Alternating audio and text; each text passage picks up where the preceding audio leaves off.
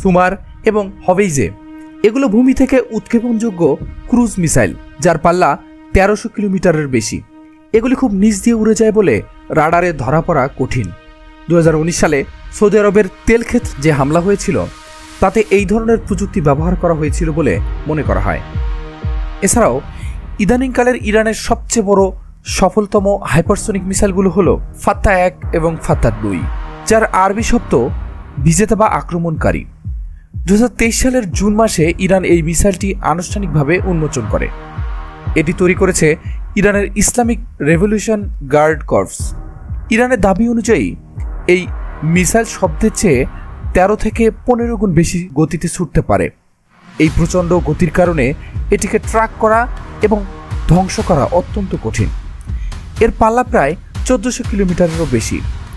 এই পাল্লার মধ্যে মধ্যপ্রাচ্যে অবস্থিত অনেক মার্কিন সামরিক ঘাঁটি এবং ইসরায়েলের যে কোনো স্থান চলে আসে। এই ফাত্তা মিসাইলের সবচেয়ে বড় বৈশিষ্ট্য হল এর ম্যানোভার করার ক্ষমতা। এটি বায়ুমণ্ডলের ভেতরে এবং বাইরে নিজের গতিপথ পরিবর্তন করতে পারে। ফলে প্রচলিত মিসাইল প্রতিরক্ষা ব্যবস্থা এর গতিপথ অনুমান করতে পারে না এবং এটিকে প্রতিহত করতে ব্যর্থ হয়। ইরানের মতে ফাত্তা বিশ্বের যে কোনো অত্যাধুনিক মিসাইল প্রতিরক্ষা ব্যবস্থা, যেমন ইসরায়েলের আয়রন ডোম, ডেভিড স্লিং বা মার্কিন থার্ড সিস্টেমকে সহজেই ফাঁকি দিতে সক্ষম। এই মিসাইল একটি সলিড ফুয়েল রকেট মোটরের মাধ্যমে চালিত হয়, যা এটিকে দ্রুত উৎক্ষেপণের জন্য প্রস্তুত করতে সাহায্য করে। এখন প্রশ্ন হলো, ইরানের এই মিসাইল প্রোগ্রামের আসল শক্তিটা কোথায়? প্রথমত, আত্মনির্ভরশীলতা।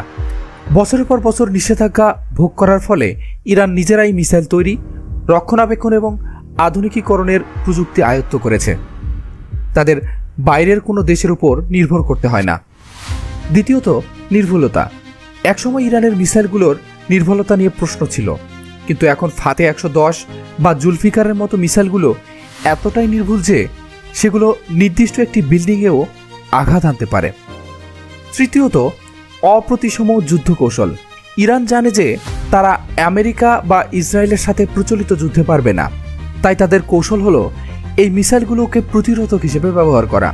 অর্থাৎ, আমাদের উপর হামলা করলে আমরাও তোমাদের অপূরণীয় ক্ষতি করে দিব, এই বার্তা দেওয়া। চতুর্থ এবং শেষ হচ্ছে প্রক্সি নেটওয়ার্ক।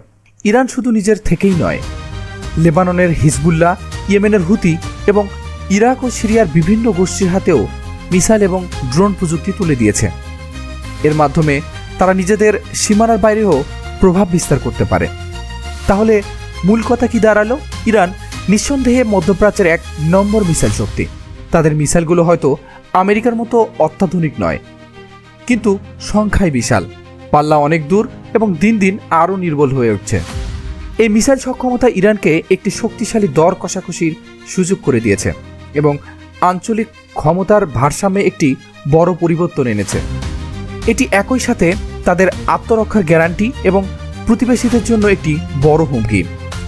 ইরান তাদের পরমাণু কর্মসূচির পাশাপাশি এই মিসাইল কর্মসূচিকেও তাদের অস্তিত্ব রক্ষার কবচ বলে মনে করে। প্রিয় বন্ধুরা, ইরানের এই মিসাইল শক্তি নিয়ে আপনারা কি মনে করেন?